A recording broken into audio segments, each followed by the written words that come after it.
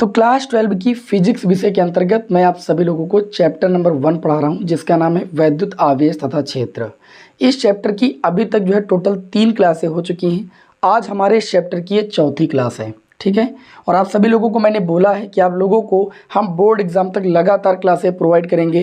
पहले आपको physics first और सेकंड पेपर हम आपको पूरा पढ़ाएंगे बिल्कुल फ्री ऑफ कॉस्ट। तो आप चैनल पर नए तो सब्सक्राइब कर लीजिए, जिससे जो भी क्लासें मैं आपको प्रोवाइड कर रहा हूँ इनका नोटिफिकेशन आपको मिलता रहे, ठीक है।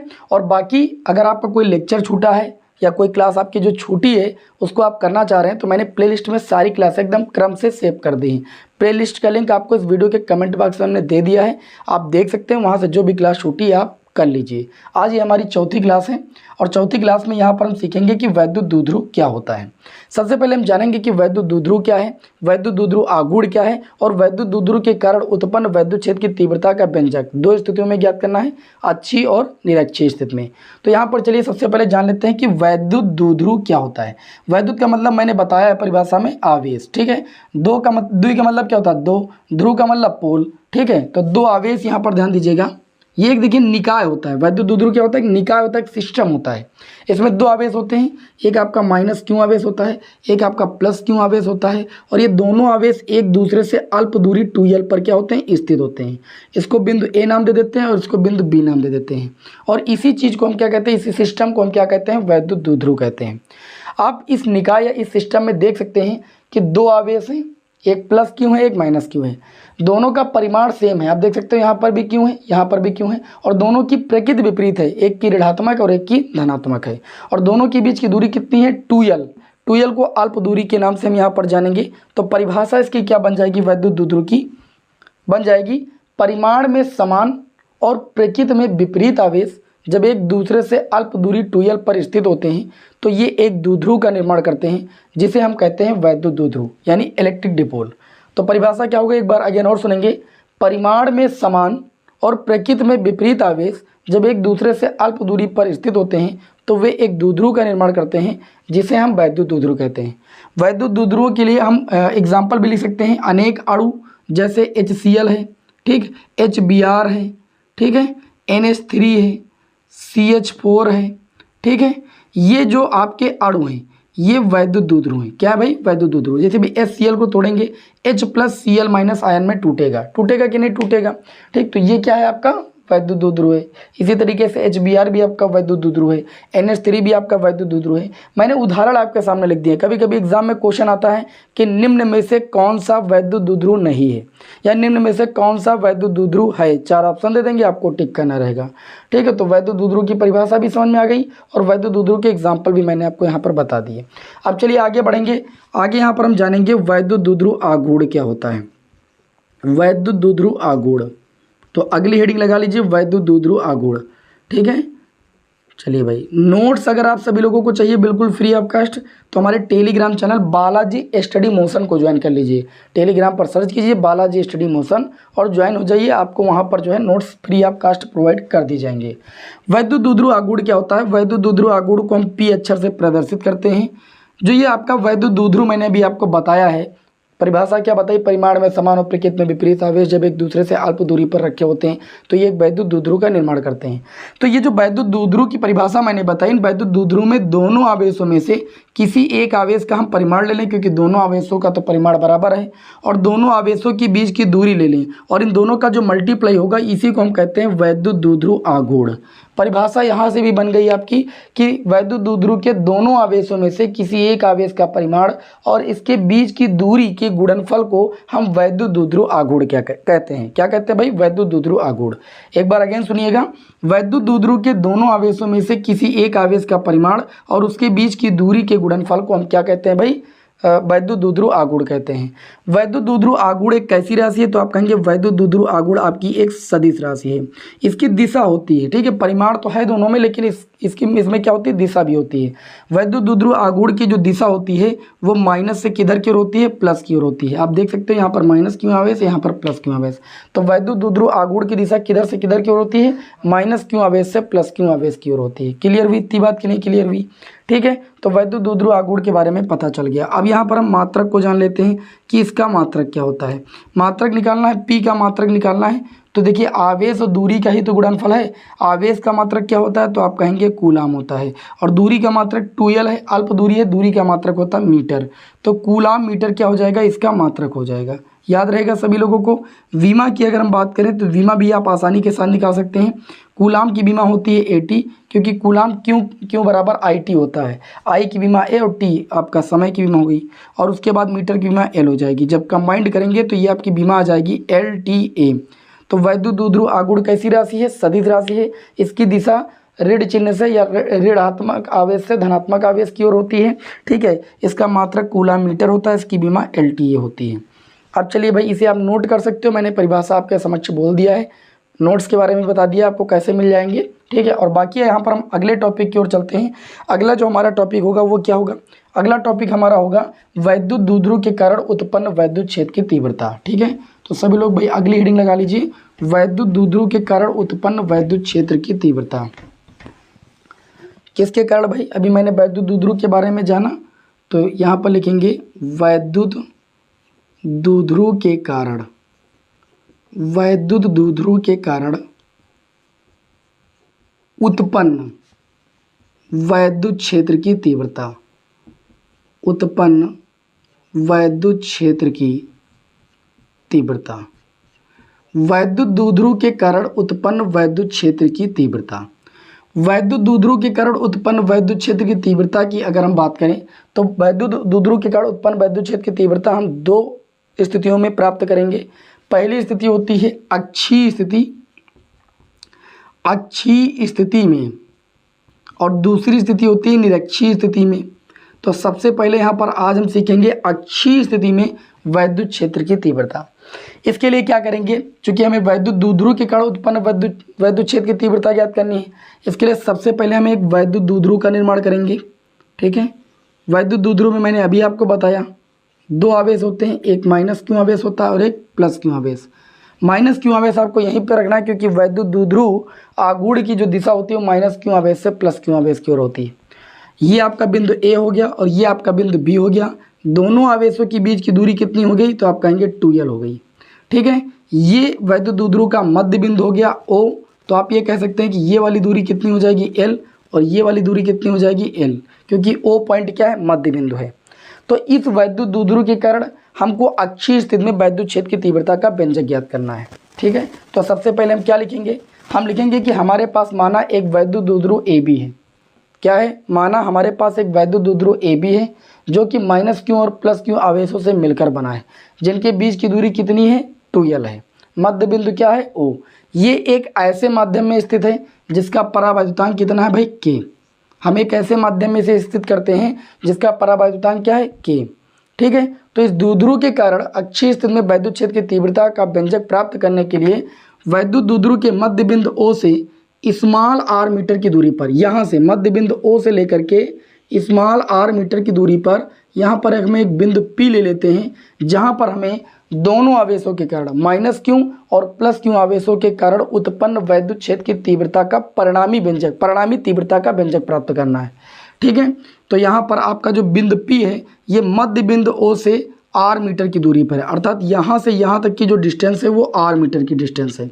अब आप लोग बताइए, हमको चूंकि प्लस क्यू आवेश के कारण P पर तीव्रता निकालनी है और माइनस क्यू आवेश के कारण P पर वैद्युत क्षेत्र की तीव्रता निकालनी है, तो हमको जिस बिंदु आवेश से जिस बिंदु पर तीव्रता निकालनी होती है, बिंदु आवेश में आपको बताया गया है बिंदु आवेश के कारण वैद्युत क्षेत्र की तीव्रता में हमको क्या चाहिए, वहाँ से उस आवेश से वहाँ तक की दूरी चाहिए जहाँ पर हमें वैद्युत क्षेत्र की तीव्रता ज्ञात करनी है। तो हम जब प्लस क्यू से P तक की दूरी की बात करेंगे, तो चूंकि यहाँ से यहाँ तक की दूरी हमने r मानी है, ये दूरी L है, तो ये वाली दूरी कितनी हो जाएगी, r माइनस L हो जाएगी। कितनी हो जाएगी, r माइनस L। अब देखिए यहाँ से लेकर के यहाँ तक की दूरी आपकी r है, तो और ये इतनी दूरी कितनी है, L है, तो माइनस क्यू आवेश से P तक की जो टोटल दूरी हो जाएगी वो r प्लस L हो जाएगी। चलिए बताइए, इतनी बात पहले समझ में आई कि नहीं समझ में आई? इतनी बात समझ में आ गई तो डेरिवेशन में कुछ नहीं बचा। ठीक है, तो आपको हिंदी लैंग्वेज में क्या लिखना है, मैं एक बार आपके समक्ष दोबारा बोले दे रहा हूँ। आपको लिखना है कि माना हमारे पास एक वैद्युत द्विध्रुव AB है जो कि माइनस क्यू और प्लस क्यू आवेशों से मिलकर बना है। ये एक ऐसे माध्यम में स्थित है जिसका परावैद्युतांक K है, दोनों आवेशों के बीच की दूरी कितनी है 2l है, मध्य बिंदु कितना है O है।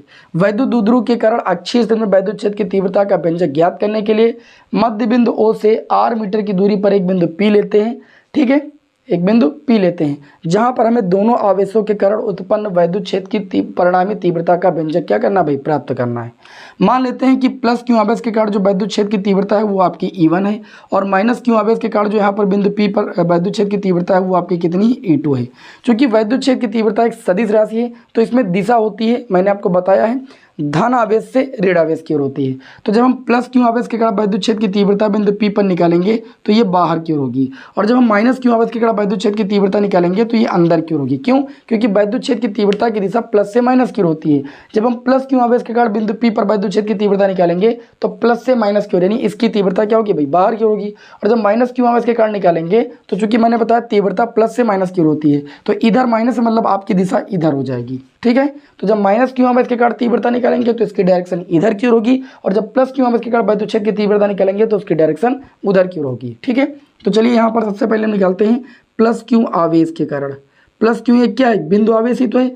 प्लस क्यू आवेश के कारण, प्लस क्यू आवेश के कारण कहाँ पर भैया, बिंदु P पर, बिंदु P पर उत्पन्न, बिंदु P पर उत्पन्न वैद्युत क्षेत्र की तीव्रता, क्या भाई, वैद्युत क्षेत्र की तीव्रता कितनी हो जाएगी। तो मैंने बताया भी कि प्लस क्यू आवेश के कारण वैद्युत क्षेत्र की तीव्रता को हमने E1 माना, और हम जानते हैं कि बिंदु आवेश के कारण उत्पन्न वैद्युत क्षेत्र की तीव्रता कितनी होती है, तो आप कहेंगे 1/4 पाई एप्सिलॉन नॉट के आवेश अपान में डिस्टेंस। तो प्लस क्यू आवेश से P तक की डिस्टेंस कितनी है, तो आप कहेंगे R माइनस L, डिस्टेंस का होता है स्क्वायर, ठीक है। अच्छा, इसी प्रकार जो दूसरा आवेश है वो कौन सा है, तो आप कहेंगे माइनस क्यू है। तो माइनस क्यू आवेश के कारण, माइनस क्यू आवेश के कारण, ठीक है, बिंदु P पर आप लिख लीजिएगा, बिंदु P पर उत्पन्न वैद्युत क्षेत्र की तीव्रता आपने कितनी मानी है, E2 मानी है। E2 बराबर कितना हो जाएगा, 1/4 पाई एप्सिलॉन नॉट के, ठीक है, आवेश आपका Q, और माइनस क्यू आवेश से लेकर यहाँ तक की डिस्टेंस कितनी है, तो आप कहेंगे R प्लस L, तो ये R प्लस L का होल स्क्वायर हो जाएगा। यहाँ तक किसी विद्यार्थी को कोई समस्या भाई, कोई समस्या नहीं।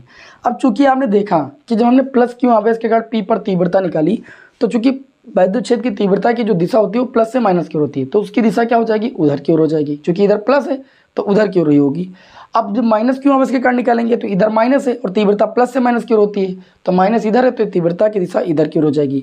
अब कहेंगे आपकी दोनों तीव्रताएं चूंकि क्या हैं, विपरीत डायरेक्शन में, और चूंकि तीव्रताएं सदिश राशियां होती हैं, तो अगर सदिश राशियों में दोनों तीव्रताएं आपकी विपरीत डायरेक्शन में है तो सदिश राशियों का जो परिणामी होता है वो उसके अंतर से प्राप्त होता है। लेकिन अंतर में ध्यान रखना है कि कौन सी वैल्यू बड़ी है और कौन सी वैल्यू छोटी है। आपको हमेशा बड़ी वैल्यू से ही छोटी वैल्यू घटाना है, ठीक है। तो लिखेंगे चूंकि E1 व E2, ठीक है, विपरीत डायरेक्शन में, किस डायरेक्शन में, विपरीत दिशा में है, विपरीत दिशा में है, ठीक है। इसलिए इनका जो परिणामी होगा वो इनके अंतर से प्राप्त होगा। अब बताओ E1 E2 में कौन बड़ा है। देखिए E1 में देखिए हर आपका छोटा है, R माइनस L है, ये आपका क्या है, छोटा है, और जिस भिन्न का हर छोटा होता है वह भिन्न क्या होती है भाई, बड़ी होती है, ठीक। अगर इस वाली इसमें देखिए, इसमें R प्लस L है, मतलब यहाँ पर संख्या बड़ी आएगी, और जिस भिन्न का हर बड़ा होगा तो आप ये बताइए वो भिन्न क्या हो जाएगी आपकी, ये आप अगर हर बड़ा है तो ये भिन्न क्या आपकी हो जाएगी भैया, छोटी हो जाएगी। तो हमको परिणामी जब निकालना तो हमेशा बड़ी वैल्यू से छोटी वैल्यू घटानी है। तो ये जो कि भिन्न का हर बड़ा है इसलिए ये संख्या आपकी छोटी हो जाएगी, इस भिन्न का हर छोटा है इसलिए ये संख्या आपकी बड़ी हो जाएगी। तो हम बड़ी से किसको घटाएंगे, छोटी को घटाएंगे, यानी E1 से E2 को घटाएंगे परिणामी तीव्रता ज्ञात करने के लिए। E बराबर E1 का मान है आपका 1/4 पाई एप्सिलॉन नॉट के क्यू अपान में R माइनस L का होल स्क्वायर, माइनस लगाओ। E2 की वैल्यू कितनी है, तो आप कहेंगे 1/4 पाई एप्सिलॉन नॉट के क्यू अपान में कितना हो जाएगा, R प्लस L का होल स्क्वायर। बताइए यहाँ तक कोई दिक्कत, कोई दिक्कत नहीं। अब चलिए यहाँ पर कॉमन ले लेंगे, तो E बराबर कॉमन मिल जाएगा 1/4 पाई एप्सिलॉन नॉट के, क्यू कॉमन मिल जाएगा, ब्रैकेट में हो जाएगा 1/R माइनस L का whole square minus 1/R plus L का कितना हो जाएगा, होल स्क्वायर। बताइए यहाँ तक समझ में आ गई बात। चलिए अब आगे देखते हैं। अब इस फिगर को हम रफ कर देंगे, आप इसे यहाँ पर देख सकते हो। और जो एल दूरी है वो आर की तुलना में छोटी भी है। आर दूरी इतनी बड़ी है, एल इतनी बड़ी है। तो यहाँ पर हम आपको अभी बता देते हैं कि जो एल दूरी है वो क्या है, बहुत छोटी किसकी तुलना में, आर की तुलना में। इसी फिगर में अभी देख लीजिए, क्योंकि ये बात अभी आगे आपको हम बताएंगे, डेरिवेशन में यूज करेंगे। तो फिगर उतनी टाइम आपके सामने नहीं रहेगा क्योंकि यहाँ प्लेस नहीं है, आप देख पा रहे हो। तो ये आपका हो जाएगा ई बराबर, ठीक, 1/4 पाई एप्सिलॉन नॉट के क्यों। यहाँ पर देखिएगा, इसका मल्टीप्लाई इधर से हो जाएगा, इसका मल्टीप्लाई इधर से हो जाएगा, और a माइनस बी एक ब्रैकेट में, a प्लस बी एक ब्रैकेट में क्या हो जाएगा आपका, a square minus b square, और चूंकि दोनों पर होल स्क्वायर है तो ये होल स्क्वायर हो जाएगा। r प्लस एल का होल स्क्वायर का गुणा 1 से हो जाएगा, तो r प्लस एल का होल स्क्वायर ओपन करेंगे, r square plus l square plus 2rl हो जाएगा, माइनस r माइनस एल के होल स्क्वायर का गुणा इधर से हो जाएगा, तो ये आर स्क्वायर, और चूंकि होगा प्लस लेकिन बाहर माइनस है तो ये माइनस हो जाएगा, एल स्क्वायर, यहाँ माइनस 2rl होगा, बाहर माइनस तो ये प्लस हो जाएगा 2rl। मैंने थोड़ा यहाँ पर डायरेक्ट कर दिया क्योंकि जगह भैया कम है, ठीक है, आप समझ पा रहे होंगे। मैंने इधर का गुणा इधर किया, इधर का गुणा इधर किया है, होल स्क्वायर ओपन कर दिया, दोनों का इधर हर का गुणा कर दिया है, ठीक। तो a माइनस बी एक ब्रैकेट में, a प्लस बी एक ब्रैकेट में, a square minus b square, दोनों पर चूंकि स्क्वायर था तो एक बार स्क्वायर लगा दिया। ई बराबर आपका हो जाएगा 1/4 पाई एप्सिलॉन नॉट के, और ये हो जाएगा क्यों। यहाँ पर देखिए, आर स्क्वायर से r square cancel, l square से एल स्क्वायर कैंसिल, 2rl मिलके कितना हो जाएगा 4rl, और बटे में कितना हो जाएगा r square minus l square का होल स्क्वायर। अब ये आपका हो जाएगा ई बराबर 1/4 पाई एप्सिलॉन नॉट के। इसको देखिए ऐसे लिख सकते हैं, ये जो क्यू और 4rl है इसको लिख सकते हैं 2ql, और गुणे में देखिए 4 को हमने लिख लिया 2 गुणे 2 को क्यू और एल मिला करके लिख लिया 2ql, अब बचा 2r, तो 2r ऐसे लिख लिया, बटे में कितना हो जाएगा r square minus l square. थोड़ा एडजस्ट करके इसलिए लिख लिया क्योंकि जो 2ql होता है वो भैया p के बराबर होता है, ठीक है। तो हम या करके लिख सकते हैं ई बराबर 1/4 पाई एप्सिलॉन नॉट के, और 2ql किसके बराबर हो जाएगा p के, और गुणे में कितना है 2r, बटे में हो जाएगा r square minus l square का होल स्क्वायर। भैया होल स्क्वायर है, भूलिएगा मत। अभी मैंने आपको बताया कि जो एल दूरी है वो आर की तुलना में बहुत छोटी दूरी है, तो लिखेंगे, चूंकि क्या लिखेंगे भाई, एल दूरी बहुत क्या है भाई, छोटी है किसकी तुलना में, आर की तुलना में। और डेरिवेशन में हमेशा छोटी वैल्यू को नेग्लेक्ट कर दिया जाता है, छोड़ दिया जाता है, इसलिए ई बराबर आपका कितना हो जाएगा 1/4 पाई एप्सिलॉन नॉट के, और ये आपका हो जाएगा p इंटू में 2r। अब देखिए यहाँ पर जब एल दूरी को छोड़ेंगे तो ये आर स्क्वायर का होल स्क्वायर हो जाएगा, जो कि आर की पावर 4 लिखा जा सकता है। देखिए एक आर से एक आर आपका कैंसिल हो जाएगा कि नहीं बताइए, तो आप कहेंगे जी हो जाएगा, ठीक। चलिए आगे सॉल्व करते हैं, थोड़ा सा इधर बढ़ा देते हैं जिससे आपको दिखाई पड़े, ठीक है। अब ये आपका हो जाएगा ई बराबर 1/4 पाई एप्सिलॉन नॉट के। बहुत ध्यान से देखिएगा, ऊपर बचा आपका, देखिए कितना बचा भाई, 2 बचा और p बचा, नीचे बचा r³। ये जो आपका व्यंजक आया है ये अच्छी स्थिति में वैद्युत द्विध्रुव के कारण उत्पन्न वैद्युत क्षेत्र की तीव्रता का व्यंजक आया। के क्या है, यदि अगर निर्वात अथवा वायु के लिए, मैंने कल बताया था निर्वात या वायु के लिए के का मान कितना होता है, तो आप कहेंगे 1 होता है। तो निर्वात अथवा वायु के लिए के बराबर 1 होता है। जब के का मान 1 रखेंगे तो ई बराबर हो जाएगा 1/4 पाई एप्सिलॉन नॉट, अर्थात अगर माध्यम ऐसा हो जिसका परावर्तनांक 1 हो, ठीक है, तो 1/4 पाई एप्सिलॉन नॉट 2p अपन कितना हो जाएगा r³। वैद्युत क्षेत्र की तीव्रता का मात्रक क्या हो जाएगा, न्यूटन प्रति कूलम। समझ गए कि नहीं समझ गए।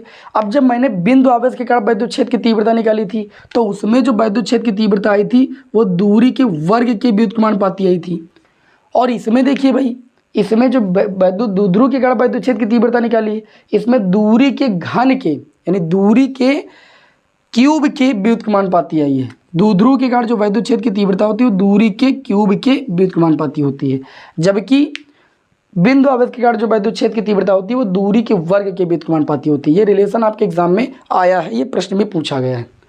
तो आज की इस छोटी सी क्लास में मैंने क्या बताया आपको कि वैद्युत द्विध्रुव क्या होता है, वैद्युत द्विध्रुव आघूर्ण क्या होता है, और वैद्युत द्विध्रुव के कारण अच्छी स्थिति में वैद्युत क्षेत्र की तीव्रता का व्यंजक क्या होता है, कैसे ज्ञात करना, मैंने आपको अच्छे तरीके से डिस्कस कर दिया है। हमें उम्मीद है कि आप सभी लोगों को छोटी सी क्लास समझ में आ गई होगी, पसंद आई होगी, और नेक्स्ट क्लास के लिए भैया चैनल को जरूर सब्सक्राइब कीजिए। नेक्स्ट क्लास में आपको बताएंगे निरक्षीय स्थिति में वैद्युत क्षेत्र की तीव्रता का व्यंजक। चलिए भाई, मिलते हैं आपको नेक्स्ट क्लास में। जय हिंद, वंदे मातरम।